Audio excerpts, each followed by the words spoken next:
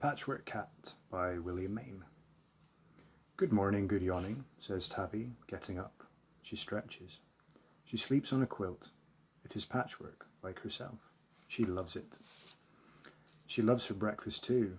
She waits for it. She says good morning and good yawning to the people who live in her house. They are a mother and a father and 2 children. They all watch for the milkman. Tabby's tail begins to twitch. They hear his float. They hear him sing. Tabby goes out and loves the milkman. Oh, milkman, milkman, she says, you can come and live at my house any time. Milk is poured for her. After breakfast, Tabby goes to have another little rest, but she cannot find the patchwork quilt, her matching patchwork quilt. Ah, says the mother, we have done some snatch work on your patchwork. We have thrown it out because it is so very dirty, and we shall buy a basket. Tabby does not want a basket. She will do some angry scratch work on it if it comes. I think I should send this family away, she says. I shall have the milkman here to lodge instead. She goes to look for her patchwork quilt to wash herself and stretch and sleep. She finds it. It is in the rubbish bin. She reaches up and touches it. She climbs in under the lid with it and goes to sleep. Then bang and crash, and black and thick the dark.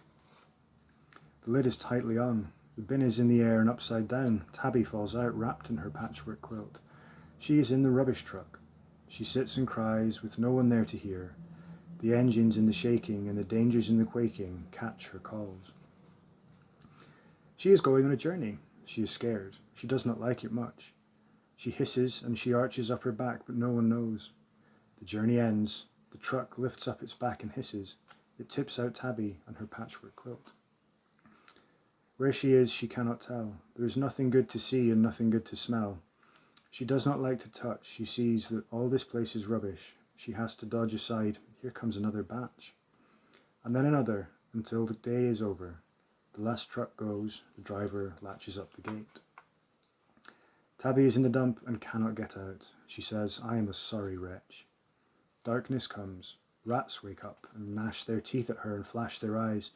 They watch and make her rage with fright. She guards her patchwork quilt all night and growls and squalls.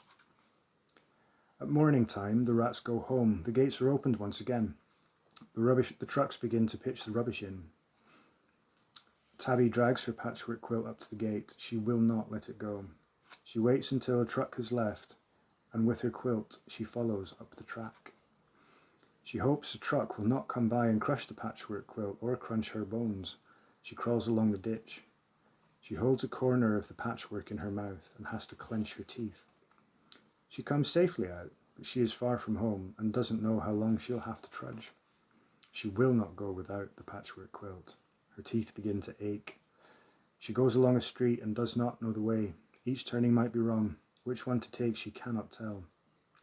She hopes she does not meet a cruel dog or bitch. Then she hears a sound she knows, and the voice she loves the best. Her tail begins to twitch.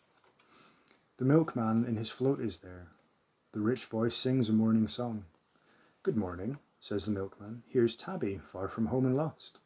Come with me, and I'll soon fetch you to your kitchen, with your pretty patchwork quilt that's still all the fashion. Tabby sits beside him on her patchwork quilt and licks herself. The milkman pours fresh milk to drink. Tabby is hitchhiking home. At home, the mother and the father and the children are very pleased to see that she is found. Tabby thinks that they can stay if the milkman will promise to come each day. The mother says that she must watch the patchwork quilt to make it fresh and mend it with a stitch or two to make it new. Tabby says, I'll be tired soon, so wash it now. When it's clean, she sleeps till dinner time, then wakes and says, good morning, good yawning, and has a great big stretch.